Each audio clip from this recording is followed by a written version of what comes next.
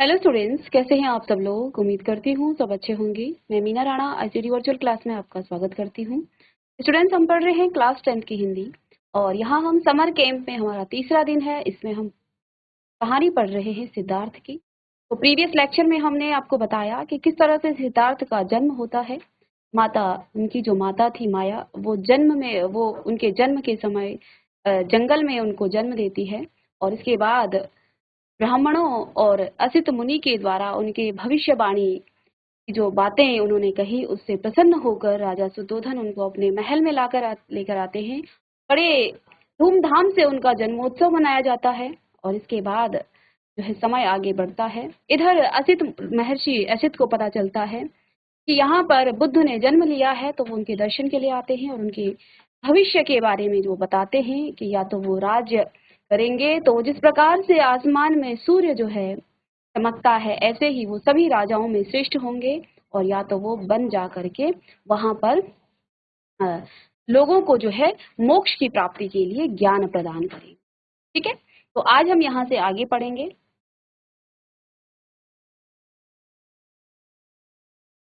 चलिए, तो महाराज सुद्धोधन ने उनके लिए अंतःपुर का एक निर्माण किया जिसमें उन्होंने महर्षि आसित के द्वारा दी गई भविष्यवाणी का डर उन्हें था कि कहीं उनका पुत्र वन न जाए।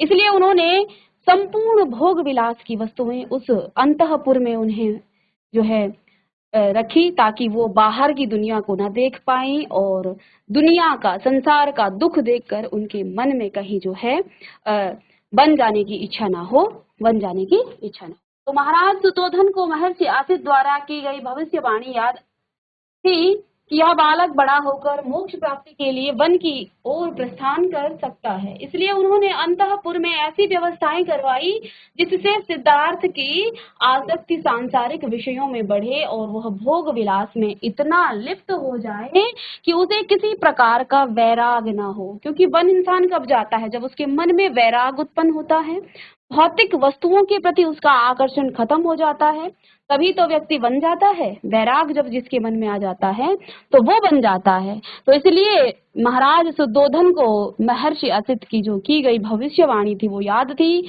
उन्होंने अपने पुत्र सिद्धार्थ के लिए अंतःपुर में ही एक ऐसी व्यवस्था की जिससे वो सांसारिक विषयों में, भोग विलास में इतना लिप्त हो जाएं कि उनके मन में किसी प्रकार का वैराग उत्पन्न न हो। महाराज महलों में रहकर भोग विलास में डूबा रहा और इसी विचार से राजा सुद्धोधन ने सिद्धार्थ का विवाह करने का निश्चय किया और इसके लिए उपयुक्त कन्या की तलाश की। अंत में उन्होंने यशोधरा नाम की सुंदर कन्या का चयन किया और फिर बड़े उत्साह से उसका विवाह कुमार के साथ किया। विवाह के बाद राजकुमार सिद्धार्थ और यशोधरा सुखपूर्वक वैवाहिक जीवन बिताने लगे। महाराज सुद्धोधन ने राजमहल में ऐसी व्यवस्थाएं की थी कि राजकुमार राजमहल में ही रहे, भोग विलास में तल्लीन रहे और ऐसा कोई दृश्य उनके सामने न आए जिससे उनके मन में वैराग उत्पन्न हो। राजा ने संपूर्ण कोशिश की कि उनके पुत्र के मन में कोई वैराग उत्पन्न न हो, यानी कि वो संसार के दुखों को न देख पाए। इसलिए उस अंतःपुर में उन्होंने कुछ इस प्रकार की व्यवस्था की थी कि उन्हें बाहर की दुनिया देखने का अवसर अभी तक नहीं मिला था और वो जो है अपने ही राजमहल में संपूर्ण भोगों को भोग रहे थे। आगे देखिए, राजमहल में राजकुमार सिद्धार्थ सुंदर स्त्रियों के नृत्य, गान, वीणा वादन आदि का आनंद लेते रहे। तो राजकुमार को भी लगा कि दुनिया यही है और उन्होंने भी उसी राजमहल में सुंदर स्त्रियों के नृत्य, गान और वीणा वादन आदि का वो आनंद लेते रहे। सुंदरियों के साथ राजकुमार ऐसे तन्मय हो गए कि राजमहल से बाहर निकलते ही न थे। राजकुमार को भोग विलास में तल्लीन देखकर राजा बहुत प्रसन्न थे। इधर राजा सुद्धोधन बड़े प्रसन्न थे कि मेरा जो पुत्र है वो जो राज सुख है उसमें ही वो क्या है, खुश है। तो वो भी बड़े प्रसन्न हुए कि ठीक है, उनके मन में इस प्रकार का कोई वैराग उत्पन्न न हो, क्योंकि वो सांसारिक दुखों को देखेंगे तो कहीं इनके मन में वैराग उत्पन्न न हो। इसलिए उन्होंने जो है अंतःपुर में सारी व्यवस्थाएं कर रखी। इसलिए उन्होंने और अधिक दान दिए, परंतु राजकुमार सिद्धार्थ विषय सुखों में आसक्त नहीं था। उससे चपल घोड़ों जैसी इंद्रियों को वश में कर लिया था। लेकिन देखिए, उन सुखों को तो वो भोग रहे थे, लेकिन वो उसके आसक्त नहीं थे, उसके जो हैं वो गुलाम नहीं थे। वो उनसे उससे उसने चपल घोड़ों जैसी अपनी इंद्रियों को बुद्ध ने सिद्धार्थ ने क्या किया था, अपने वश में कर लिया था। उसने अपने गुणों से सारे राज परिवार और पूर्ववासियों के मन को जो जीत लिया। राजा सुद्धोधन राजकुमार के क्रियाकलापों से अत्यंत प्रसन्न थे। उन्होंने अपने पुत्र की दीर्घायु के लिए ग्रहों की पूजा की और गायों और स्वर्ण का दान किया। राजा स्वयं सदा सत्य का आचरण करते थे, राग द्वेष से रहित होकर शासन व्यवस्था चलाते थे और प्रजा से अधिक कर नहीं लेते थे। जैसे योगी की इंद्रियां उनके अनुकूल रहती हैं, वैसे ही राजा के सदाचरण के कारण सारी प्रजा उनके अनुकूल रहती थी। यानी कि प्रजा में कोई भी उनका विरोधी नहीं था। किसका? राजा सुद्धोधन यानी सिद्धार्थ के पिता का। यशोधरा के साथ राजकुमार सिद्धार्थ के विवाह के कुछ समय बाद उन्हें चंद्रमा के समान सुंदर मुख वाला पुत्र प्राप्त हुआ। उसका नाम राहुल रखा गया। राजा ने बड़े उत्साह के साथ अपने पौत्र का जन्मोत्सव मनाया। उन्हें अब पूरा विश्वास हो गया कि उनके वंश का विस्तार होगा। जैसे वे अपने पुत्र से प्रेम करते थे, वैसे ही उनका पुत्र भी अपने पुत्र से प्रेम करे। इस अभी अभिष्ट पूर्ति के लिए उन्होंने अनेक धार्मिक अनुष्ठान किए। तो राजा को लगा कि अब जो है सिद्धार्थ का पुत्र हो गया है, और कहा जाता है जब पुत्र हो जाता है तो पिता जो है अपनी जिम्मेदारियों में जो है सांसारिक बंधनों में वो फंस जाता है। राजा सुद्धोधन को कुछ ऐसा ही लगा कि अब जो है मेरा कुल का जो है वारिस आ गया है, मेरा पौत्र जो है जन्म ले लिया है, और जैसे मैं अपने पुत्र को प्रेम करता हूँ ऐसे ही मेरा पुत्र सिद्धार्थ भी अपने पुत्र राहुल को प्रेम करे। तो इसके लिए उन्होंने जो है इसी मन इच्छा से उन्होंने जो है धार्मिक अनुष्ठान वो करते रहते थे। राजा सुद्धोधन ने अपने पुत्र के लिए राजकाज चलाया, वंश वृद्धि के लिए पुत्र का पालन किया, यश के लिए कुल की रक्षा की और स्वर्ग के लिए वेदों का अध्ययन किया। सामान्यतः राजा अपनी राज्य लक्ष्मी की रक्षा के लिए पुत्र की रक्षा करते हैं, परंतु इस राजा ने धर्म रक्षा की इच्छा से पुत्र की रक्षा। अब इसके बाद है नेक्स्ट आपका संवेग उत्पत्ति। एक बार राजकुमार सिद्धार्थ ने सुना कि राजमहल से बाहर एक सुंदर उद्यान, वहाँ घने वृक्ष हैं जिन पर कोयलें उगती हैं और कमलों से भरे सुंदर सरोवर हैं। राजकुमार सिद्धार्थ को वह उद्यान देखने की बड़ी इच्छा हुई। उसने महाराज से वन विहार करने के लिए आज्ञा मांगी। राजा ने आज्ञा दे दी। वे चाहते थे कि राजकुमार के मन में किसी प्रकार का वैराग्य भाव उत्पन्न न हो, इसलिए अनुचरों को ऐसी व्यवस्था करने की आज्ञा दी कि जिधर से राजकुमार निकले उस मार्ग पर कोई रोगी या पीड़ित व्यक्ति जो है न दिखे। तो अब देखिए ये जो बहुत इंटरेस्टिंग जो है ये आगे का पार्ट है, आगे का भाग है, क्योंकि यहीं से बुद्ध को जो है कुछ घटनाएं उनके मन को जो है शारीरिक सुखों से जो है वैराग की तरफ ले जाता है और वो ज्ञान प्राप्त करने के लिए वन चले जाते हैं। तो इधर राजकुमार को अभी नहीं पता था कि बाहर की दुनिया में क्या हो रहा है, क्योंकि राजा सुद्धोधन ने सिद्धार्थ के लिए उस राजमहल में संपूर्ण सुखों का जो है उन्होंने व्यवस्था कर रखी थी, ताकि उनके पुत्र के मन में किसी प्रकार का वैराग उत्पन्न न हो। तो अब क्या हुआ, उन्होंने राजकुमार सिद्धार्थ ने सुना कि राजमहल से बाहर एक सुंदर सा उद्यान है और वहां घने वृक्ष हैं जिन पर कोयले जो है उगती हैं और कमलों से भरे सुंदर सरोवर है। राजकुमार सिद्धार्थ को वह उद्यान देखने की इच्छा हुई। उसने महाराज से वन विहार करने के लिए आज्ञा मांगी। राजा ने आज्ञा दे दी। वे चाहते थे कि राजकुमार के मन में किसी प्रकार का वैराग्य भाव उत्पन्न हो, इसलिए जो अनुचर थे उनको उन्होंने ऐसी व्यवस्था करने की आज्ञा दी कि जिधर से राजकुमार निकले उस मार्ग पर कोई रोगी या पीड़ित व्यक्ति दिखाई न दे।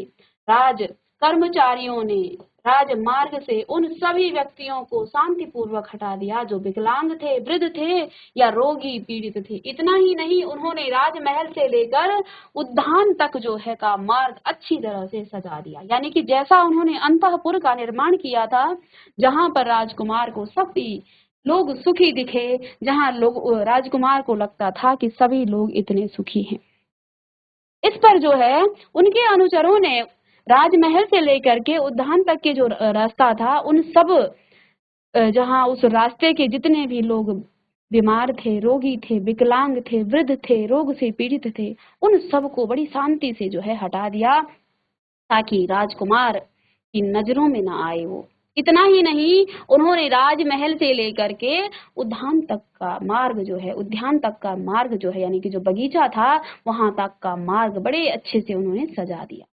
राजा की आज्ञा प्राप्त कर अपने कुछ मित्रों को साथ लेकर राजकुमार सिद्धार्थ उस उद्यान देखने के लिए राजमहल से बाहर निकले। वे स्वर्ण आभूषणों से अलंकृत और 4 घोड़ों से युक्त रथ में बैठे थे, जो श्वेत पुष्पों और पताकाओं से भली भांति सुसज्जित था। जब नगर वासियों ने सुना कि राजकुमार पुर का आनंद देखने जा रहे हैं, तो राजकुमार के दर्शनों के लिए अपने अपने घरों से बाहर आ गए सभी लोग। उन्होंने मन ही मन उनका अभिवादन किया और उनके दीर्घ जीवन के लिए शुभकामनाएं व्यक्त।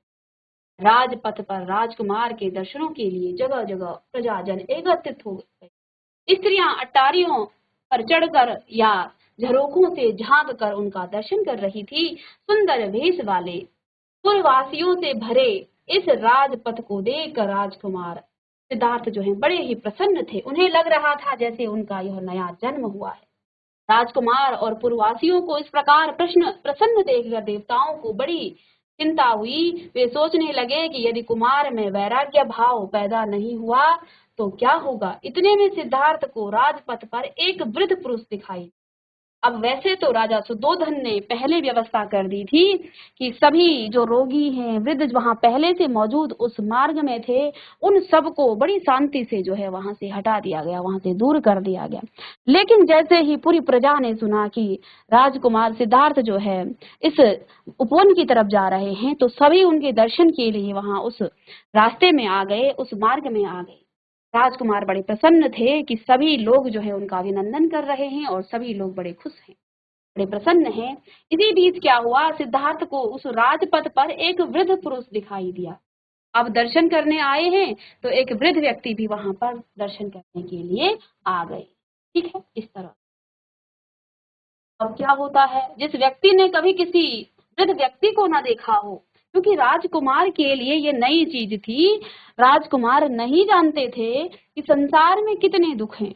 तो जैसे ही उनकी नजर उस वृद्ध व्यक्ति पर पड़ी, अन्य सभी व्यक्तियों से विलक्षण उस जर्जर शरीर वाले वृद्ध पुरुष को जैसे ही सिद्धार्थ ने देखा, तो उन्होंने क्या देखा कि वृद्ध व्यक्ति क्या होता है, उसका जो शरीर है वो जो है शिथिल पड़ जाता है। वो उसका शरीर जो है जैसे जर्जर, जैसा एक पुराना मकान होता है ना। अब आपने गीता में सुना होगा कि भगवान कृष्ण ने क्या कहा है, जिस प्रकार से जो है एक पुराने वस्त्र को आप पहनते हो और जब वो पुराना हो जाता है, फट जाता है, तो उसे आप छोड़ देते हैं, उसे आप फेंक देते हैं और नया वस्त्र धारण करते हैं। हमारा शरीर भी कुछ ऐसा ही है। जब नया नया आप शरीर आपका रहता है, जब तक आप में यौवन अवस्था, जैसे ही वृद्ध अवस्था आती है, उस पुराने कपड़े की तरह जो है हम उसका यूज करते हैं और धीरे धीरे जो है वो कपड़ा बिल्कुल यूज करने लायक नहीं रहता है, उपयोग के लायक नहीं रहता है। तो वृद्ध शरीर भी हमारी, ये सच्चाई है जीवन की। जब बच्चा बहुत छोटा होता है, धीरे धीरे वो युवावस्था में आता है, किशोर अवस्था के बाद युवावस्था में, फिर प्रौढ़ावस्था में, और फिर जो है वो वृद्ध अवस्था में जब आता है, तो तब उसका शरीर उसका साथ नहीं देता है। तो इसी प्रकार से जो है जब सिद्धार्थ ने इस व्यक्ति को देखा कि ये जो व्यक्ति है ये सभी व्यक्तियों से विलक्षण है, बिल्कुल अलग है उस जर्जर शरीर वाले, क्योंकि उसकी जो हड्डियां हैं वो कमजोर पड़ जाती हैं, वो ढंग से चल नहीं पाता है। तो ऐसा ही कोई वृद्ध उस मार्ग में सिद्धार्थ को मिला। तो उस पुरुष को जैसे ही सिद्धार्थ ने देखा, बहुत चौंका और बड़ी ध्यान से उसकी ओर देखने लगा। फिर उसने अपने सारथी से पूछा, क्या पूछा, हे सूत, यह कौन है, यह कहाँ से आया है, और सफेद बालों वाला यह पुरुष हाथ में लाठी क्यों लिए हुए है, इसकी आंखें भौहों से कैसे ढक गई हैं, इसका शरीर क्यों झुका हुआ है, क्या यह कोई विकृति है या इसकी यही स्वाभाविक स्थिति है, या यह अनायास ही ऐसा हो गया है। तो सिद्धार्थ ने अपने ही सारथी से ये प्रश्न कर डाले, हे सूत, यह कौन है, यह कहाँ से आया है, सफेद बालों वाला यह पुरुष हाथ में लाठी लिए हुए है, इसकी आंखें भौहों से ढक। देखिए, जब वृद्ध अवस्था आती है तो हमारे आंखों के ऊपर जो पलकें होती है ना, जो आंखें हैं वो जो है नीचे झुक जाती हैं, शरीर पूरा जो है हमारा जो मांसपेशियां हैं जो हमारी वो बहुत ढीली पड़ जाती हैं, आदमी का शरीर जो है झुक जाता है। तो कुछ ऐसा ही यहाँ इस वृद्ध व्यक्ति का था। वो लाठी क्यों लिए हुए है, इसकी आंखों में आंखें भूहों से कैसे ढक गई हैं, इसका शरीर क्यों झुका हुआ है, क्या यह कोई विकृति है या इसकी यही स्वाभाविक स्थिति है, या इसमें इस कोई विकृति है या स्वाभाविक रूप से ये ऐसा ही है, या फिर ये अन्य मनुष्यों से भिन्न है, या यह अनायास ही ऐसा हो गया है। राजकुमार के इन प्रश्नों को सुनकर सारथी सोचने लगा कि अब मैं क्या कहूँ। राजा की आज्ञा के अनुसार वह इस बारे में कुछ भी बताना नहीं चाहता था, किंतु न चाहते हुए भी उसने सभी बातें राजकुमार को बताई। उसने राजकुमार से कहा कि हे राजकुमार, रूप और शक्ति का नाश करने वाली यह जरा अवस्था, यह बुढ़ापा है जिसमें स्मृति का नाश हो जाता है और इंद्रियां शिथिल हो जाती हैं। इसी तो यहाँ पर सारथी बता रहे हैं सिद्धार्थ को कि ये जो अवस्था है ये वृद्धा अवस्था है। क्या कहते हैं कि हे राजकुमार, रूप और शक्ति का नाश करने वाली जरा अवस्था है। जरा यानी वृद्ध अवस्था है। जब हमारा बुढ़ापा आता है तो हमारा रूप और हमारी शक्ति क्षीण हो जाती है। हम कितने ही रूपवान क्यों ना हो, हमारा शरीर जवानी में चाहे कितना ही सुंदर क्यों ना हो, बुढ़ापे में वो सब जो है क्षीण हो जाता है। बुढ़ापे में हमारी जरा अवस्था आ जाती है। जैसा एक पुराना मकान जिससे जो है झुर्रियां पड़ी होती हैं, वो जो मकान जर्जर अवस्था में होता है, ऐसा ही हमारा शरीर भी हो जाता है। हम जहाँ जवानी में शक्तिवान होते हैं, वही बुढ़ापा जो अवस्था है वो हमारी शक्ति को नाश कर देता है। ये अवस्था ही ऐसी है जिसमें जो हमारी स्मृति है, हम यादों स्मृति हमारी जो याद है वो कमजोर हो जाती है, याददाश्त उसका नाश हो जाता है, इंद्रियां शिथिल हो जाती हैं। इसी वृद्धा अवस्था ने इस पुरुष को तोड़ दिया है। इसने भी बाल्यावस्था में दूध पिया है, सुंदर शरीर प्राप्त कर यौवन का सुख भोगा है, और अब कार्य काल चक्र से यह बूढ़ा हो गया। तो सारथी ने सभी बातें बताई, क्योंकि राजकुमार सिद्धार्थ को इस बारे में अभी तक कुछ पता नहीं था। राजा सुद्धोधन ने इन सभी जानकारियों से, इन सभी बातों से राजकुमार सिद्धार्थ को अलग रखा, क्योंकि वो नहीं चाहते थे कि उनके पुत्र के मन में वैराग आए और वो सांसारिक मोह माया से दूर हटे।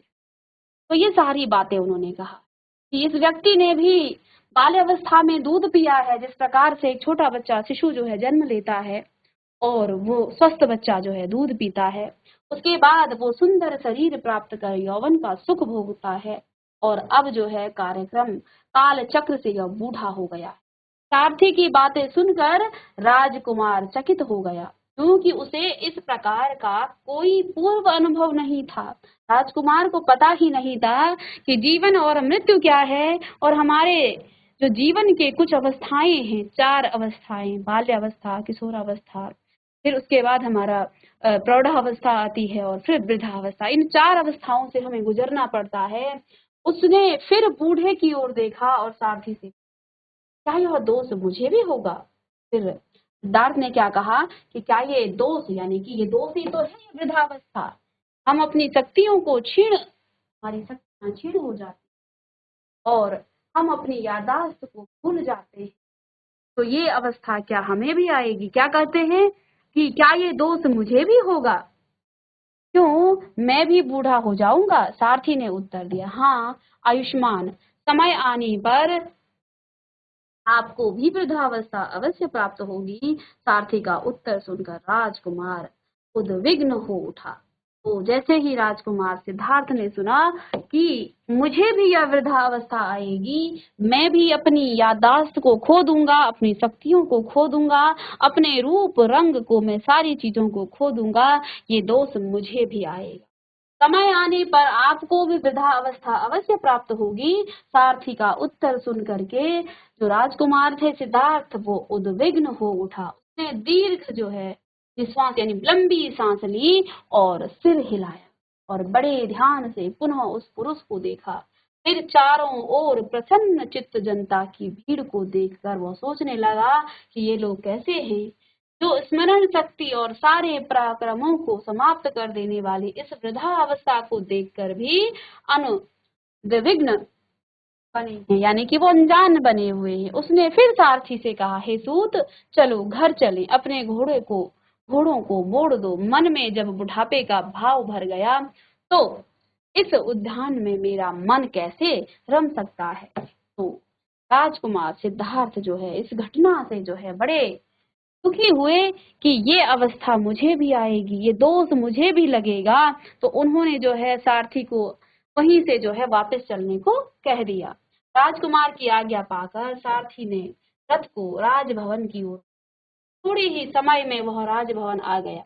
राजकुमार अब भी बुढ़ापे के बारे में सोच रहा था। वह रथ से उतरकर अपने भवन में गया और तरह तरह में सोचता, परंतु उसे किसी प्रकार शांति का अनुभव न हुआ। अपने पिता के पास आया, उसने पुनः जो उद्यान भ्रमण की आज्ञा ली और उसे उसी राजपथ पर पुनः उसी प्रकार बाहर आ गया। तो राजकुमार घर चले गए, बड़े दुखी हुए, बहुत सोचते रहे, परेशान रहे, लेकिन पुनः पुनः उनको उस घटना चक्र के बारे में जो है उनको वो याद सता रही थी।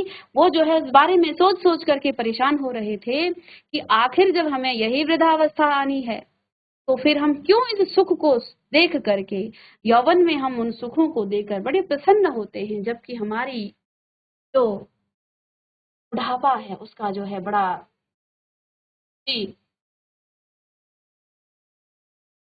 दुख पहुंचाने वाली अवस्था है। इसको हम ना सोच करके अपने जो वर्तमान सुख है उसके बारे में सोच करके बड़े खुश होते हैं, बड़े सुखी होते हैं।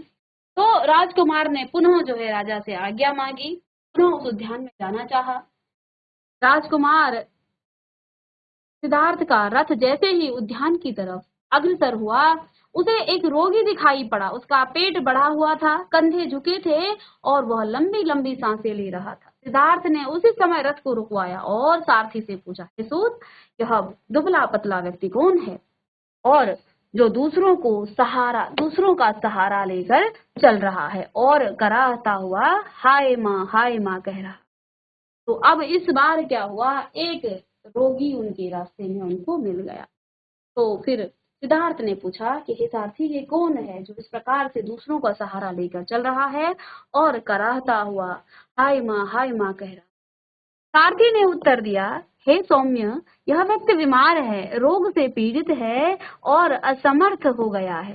राजकुमार ने दया भरी दृष्टि से उस रोगी को देखा और फिर सारथी से पूछा, क्यों सारथी, यह रोग किसी व्यक्ति को हुआ है या इसी व्यक्ति को हुआ है या किसी को भी हो सकता है। सारथी ने बताया कि रोग भय तो सभी प्राणियों को लगा रहता है, कोई भी रोग से पीड़ित हो सकता है, परंतु लोग यह जानते हुए भी परवाह नहीं करते। तब राजकुमार सिद्धार्थ ने पुनः पूछा कि क्या ये रोग किसी व्यक्ति को लगा है या किसी को भी लग सकता है। सारथी ने उत्तर दिया कि ये रोग तो किसी को भी लग सकता है, फिर भी लोग जो हैं इस बात की कोई परवाह नहीं करते। सारथी का उत्तर सुनकर राजकुमार का मन और भी बेचैन हो, उसका हृदय कांपने लगा। फिर करुण स्वर से वह बोला, अरे ये मनुष्य कैसे अज्ञानी हैं, जो रोग भय से ग्रस्त होने के बाद भी निश्चिंत रहते हैं। उसने सारथी से कहा, हे सूत, अब तुम रथ को घर की ओर ले चलो, लौट चलो, मुझसे यह रोग भय सहा नहीं जाता। फिर सिद्धार्थ पुनः अपने पथ से ही वापस राजभवन की तरफ आए। राजकुमार का आदेश पाकर सारथी ने रथ को महल की ओर मोड़ दिया। राजकुमार का हृदय पहले बुढ़ापे के भय से और अब रोग के भय से दुखी था। शीघ्र महल में लौट आया और अपने कमरे में जाकर विचारों में डूब गया। महाराज शुद्धोधन ने इस प्रकार जब 2 बार राजकुमार को दुखी मन से लौटा हुआ देखा तो उन्होंने इसका कारण जानना चाहा। उन्होंने सारथी को बुलाया और उससे सारा वृतांत सुना। राजा को यह ज्ञात हुआ कि राजकुमार जरा और रोग से ग्रस्त व्यक्तियों को देखकर बहुत व्याकुल हो गए हैं और घर लौट आए हैं। तो उन्हें लगा जैसे राजकुमार ने उन्हें त्याग दिया है। उन्होंने जिस भय से राजमार्ग से वृद्ध रोगी और अति सुंदर लोगों को हटाने का आदेश दिया था, वही भय कैसे उपस्थित हो गए। अपने कर्मचारियों और अधिकारियों को बड़ा क्रोध आया। तो राजा ने जो है अपने कर्मचारियों और अधिकारियों से जो है इस बात पर जो है बड़ा क्रोध आया, क्योंकि उन्होंने पहले ही इस बात की व्यवस्था की थी कि कोई भी रोगी, बीमार, वृद्ध व्यक्ति उनके सामने ना आए। उन्होंने राजकुमार की यात्रा से पूर्व सारे राजमार्ग को सुसज्जित करने तथा रोगी, वृद्ध आदि व्यक्तियों को हटाने का आदेश दिया था, परंतु राजा ने अब इसे अपनी नियति मान लिया और उन अधिकारियों को दंडित नहीं किया। उन्होंने अपने मंत्रियों को बुलाकर इस विषय पर विचार विमर्श किया।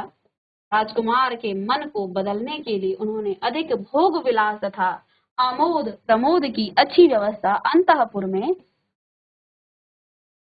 कर दी। राजा ने सोचा था, इंद्रियां स्वभावत चंचल होती हैं, अतः राजकुमार भोग विलास और आमोद प्रमोद में सब कुछ भूल सकता है। हो सकता है इस प्रकार विषयों में आसक्त होकर यही रहे और हमें छोड़कर कहीं अन्यत्र न जाए। परंतु राजमहल के आमोद प्रमोद के विशेष आयोजन का भी राजकुमार के मन पर कोई प्रभाव नहीं हुआ। इस पर राजा ने इस सोच कर कि नगर दर्शन से राजकुमार का मन बदल सकता। तो राजा को लगा कि मैंने सारी कोशिशें कर दी हैं, राजकुमार का मन बदलने की, इससे तो कोई फर्क नहीं पड़ा। तो ऐसा करते हैं, अब राजा ने स्वयं ही नगर भ्रमण की जो है एक व्यवस्था बनाई, जिससे राजकुमार सिद्धार्थ जो है नगर में भ्रमण करे। तो इस पर राजा ने यह सोचकर कि नगर दर्शन से राजकुमार का मन बदल सकता है, वो नगर के लोगों को देखेंगे तो उनका मन बदल सकता है। राजकुमार के लिए पुनः नगर दर्शन की विशेष व्यवस्था की गई। उन्होंने पूरे नगर को भली भांति सुसज्जित करवाया, सर्वत्र विविध कलाओं से निपुण सुंदरियों को नियुक्त किया और ऐसी व्यवस्था की जिससे राजकुमार का मन किसी भी प्रकार उद्विग्न न हो। उन्होंने राजकुमार के रथ और उनके सारथी को भी बदल दिया। सारी व्यवस्थाएं करने के बाद महाराज सुधोधन ने पुनः राजकुमार सिद्धार्थ को नगर दर्शन के लिए प्रेरित किया और अनेक युवक युवतियों के साथ नगर दर्शन के लिए बाहर भेज दिया। नगर के सुसज्जित मार्गों और सुंदर युवक युवतियों को देखकर राजकुमार सिद्धार्थ बहुत प्रसन्न हुए। अब जैसे ही ये नगर की तरफ आए तो इन लोगों को देख करके, वहां पर अन्य लोग भी थे, तो उन्होंने लोगों को देख करके उनका मन जो है बड़ा प्रसन्न हुआ। प्रसन्नता पूर्वक नगर दर्शन करते हुए जब वे आगे बढ़ रहे थे, तभी उन्हें किसी मृत व्यक्ति की शव यात्रा दिखाई दी। अब देखिए, राजा सब चीजों को अलग कर सकते हैं। राजा ये कर सकते हैं कि वहां वृद्ध ना आए, वहां कोई रोगी ना आए, लेकिन जो शव यात्रा है, शव यात्रा को नहीं रोकी जा सकती है। अंतिम जो दर्शन होता है उसको जो है कोई भी नहीं रोक सकता है। इधर जैसे ही राजकुमार नगर के दर्शन करने जा रहे थे, नगर भ्रमण को जा रहे थे, राजकुमार के सामने एक शव यात्रा उन्होंने देखी और उसके साथ जो है रोते बिलखते लोगों को देखा।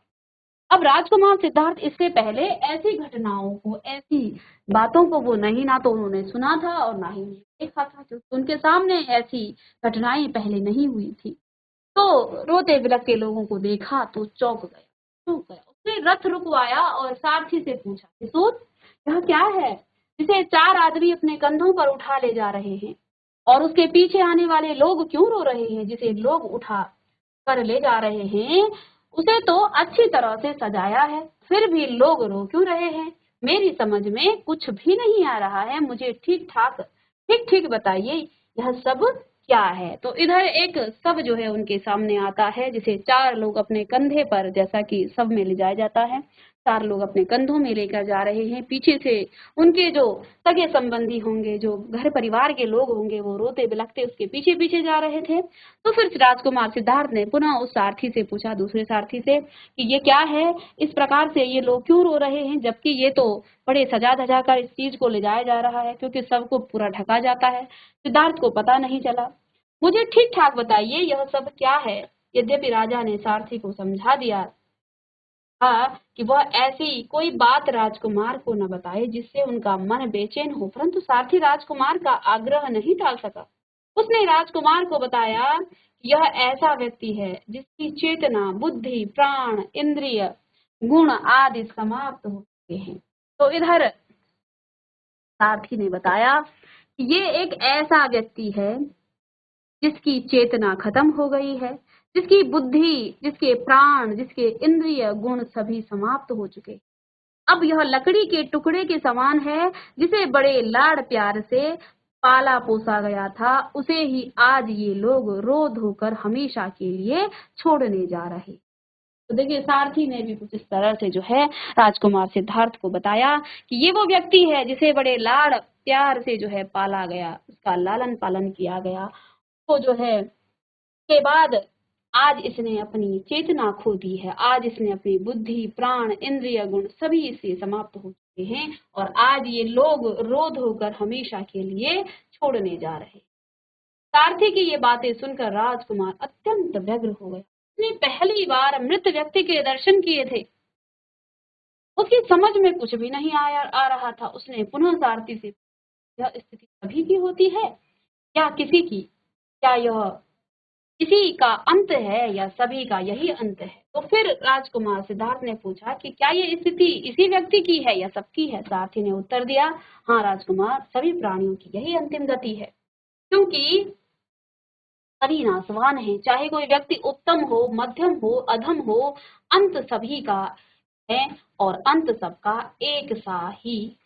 तो यहाँ सारथी ने राजकुमार सिद्धार्थ को बताया कि ये जो व्यक्ति जा रहा है ये सिर्फ एक व्यक्ति का नहीं है, चाहे कोई व्यक्ति कितना ही उत्तम क्यों ना हो, राजा हो, महाराजा हो, कितनी भी वो धन दौलत जो है इस संसार में एकत्र कर ले, चाहे वो व्यक्ति मध्यम हो, अधम हो, यानी कि मध्यम से नीचे हो, अंत सभी का यही है और अंत सबका एक सा ही हो।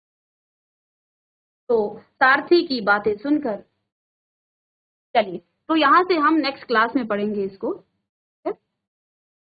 इस तरह से राजकुमार सिद्धार्थ ने यहाँ अपने उस उद्यान के पथ में 3 लोगों को देखा, एक वृद्ध व्यक्ति को, दूसरी बार उन्होंने एक रोगी व्यक्ति को और तीसरी बार जब वो नगर भ्रमण के लिए जा रहे हैं तो एक मृत व्यक्ति के शरीर को देख करके वो अपने सारथी से प्रश्न करते हैं। सारथी उन्हें बताता है कि चाहे कोई व्यक्ति कितना भी धनी हो, चाहे कोई व्यक्ति कितना भी मध्यम या अधम वर्ग का हो, अंत सभी का एक सा होता है। इस कहानी को हम नेक्स्ट क्लास में डिस्कस करेंगे, तो मिलते हैं नेक्स्ट लेक्चर में।